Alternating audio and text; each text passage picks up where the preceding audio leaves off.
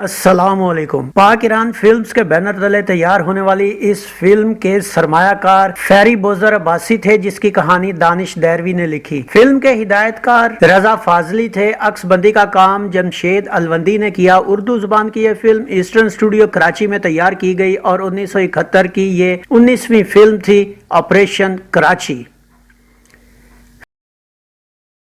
Film के अदाकारों में रजा फाजली, रक्षंदा खटक, तराना, निग्गो, कमाल ईरानी, शौकत इंसारी, जहूर अहमद, हमीद, सईद शाहीन, फजल, गॉर्डन, पारिस, हसन पाशा, शराफत और साकी शामिल थे। इस फिल्म की कहानी क्या थी, आइए देखते हैं।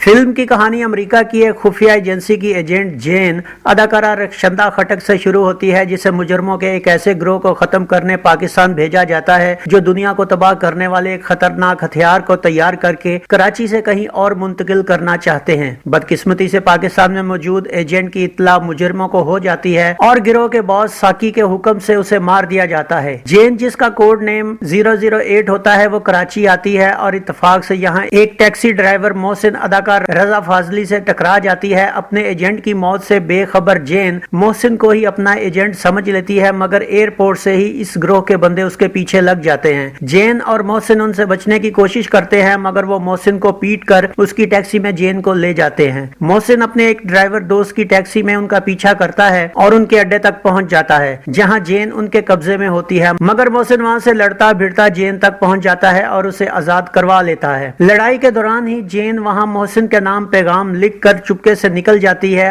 अगले दिन मोहसिन जेन के बताए गए होटल में पहुंचता है, लेकिन वहां उसी गिरोह के बंदों को देखकर उसकी फिर लड़ाई हो जाती है। जेन और मोहसिन वहां से निकलते हैं और जेन मोहसिन के साथ उसके घर आ जाती है, जहां उसे पता चलता है कि मोहसिन कोई एजेंट नहीं बल्कि एक आम इंसान है। जेन मोहसिन को अपने बारे में सब कुछ बता देती है, मगर उसकी तेज नजरें मोहसिन की आंखों में मोहब्बत को पढ़ लेती हैं और वो भी मोहसिन की तरफ माइल हो जाती है, मगर अपने फर्ज से गाफिल नहीं होती। जेन के डर से अब गिरोह के अरकान अपना ठिकाना तब्दील कर लेते हैं, मगर सरदार दो साथियों को जेन को लाने का मिशन सौंपता है, जो जेन को उठाने जाते हैं, मगर जेन एक होटल में जाकर अपना भेष बदल कर वहां से निकलकर मोहसिन के घर पहुंच जाती है। वो दोनों गुंडे भी वहां आ पहुंचते हैं और जेन को उठाकर अपने बॉस की तरफ रवाना हो जाते हैं। मोहसिन घर आकर जब घर की बिगड़ी हुई हालत देखता है तो वो उन गुंडों का पीछा करता है। इधर जेन रास्ते में होश में आकर उनके थर्मस में बेहोशी की दवा मिला देती है और उन पर काबू पाकर गाड़ी लेकर निकल जाती है, मगर वो बदमाश उतरते हुए गाड़ी में लगे टाइम बम को ऑन कर देते हैं।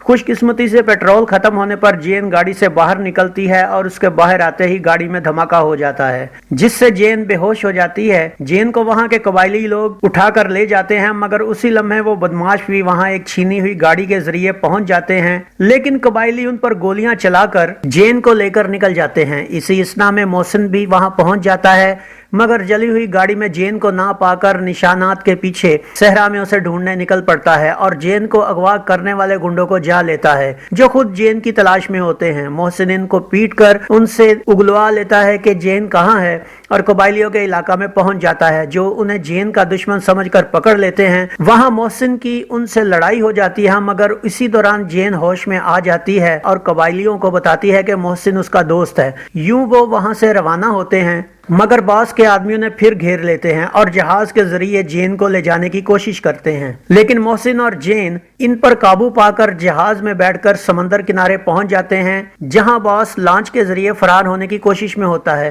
मोहसिन की इनसे लड़ाई के दौरान जेन फिर जहाज में बॉस का समंदर में पीछा करती है और इसकी मदद को पाकिस्तानी कोस्ट गार्ड भी आ जाती है।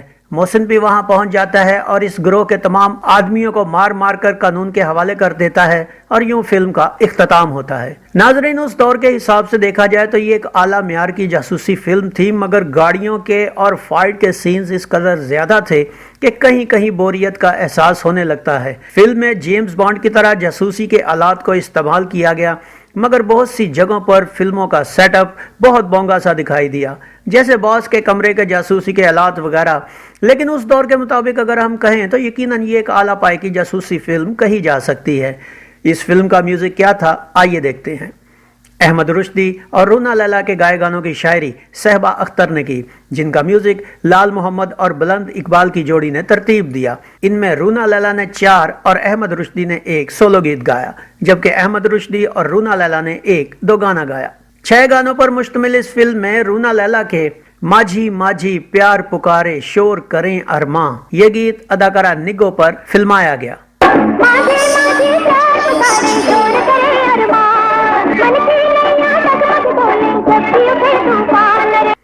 دل کا سلام لے لے جانے جاں کوئی جواب دے دے جانے جاں یہ گیت اداکارہ ترانہ پر پکچرائز ہوا۔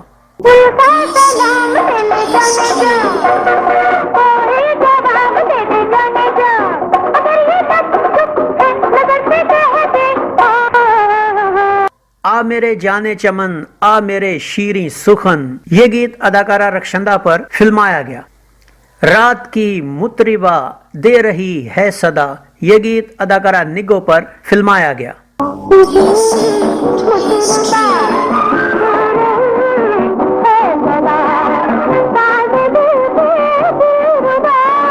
احمد رشدی کا ایک اڑن کٹھولا آئے گا کسی لال پری کو لائے گا یہ گیت رضا فاضلی پر فلمایا گیا۔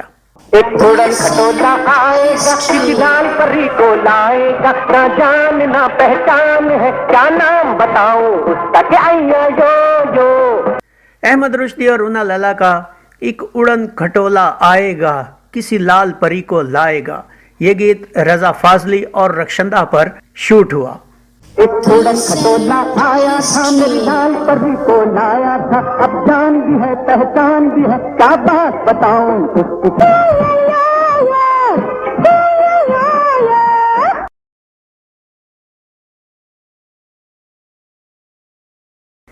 یہ فلم بھی 7 فروری 1971 بروز اتوار عید الاضحیٰ کے دن فلم میرا دل میری آرزو دنیا پیسے دی دنیا نہ مانے دوستی اور اصغرا کے ساتھ نمائش کے لیے پیش کی گئی۔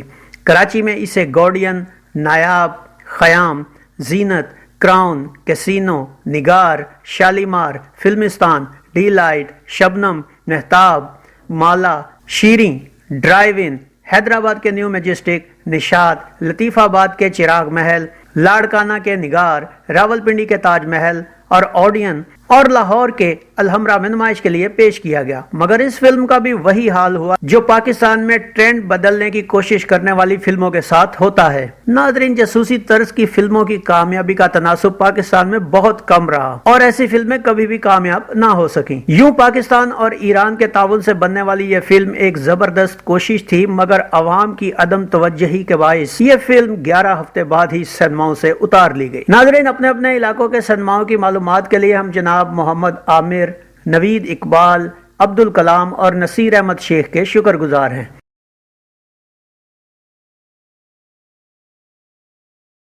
تو یہ تھا فلم آپریشن کراچی کا ایک مکمل ریویو۔ امید ہے آپ کو ہمارا یہ ویڈیو پسند آیا ہوگا۔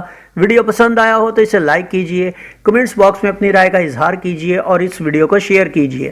اس کے ساتھ گلفام کو اجازت دیجئے، اگلے ویڈیو میں ایک نئی فلم کے ریویو کے ساتھ آپ کے سامنے دوبارہ حاضر ہوں گے۔ اپنا بہت سا خیال رکھیے گا۔ اللہ آپ کا حامی و ناصر ہو۔ اللہ حافظ۔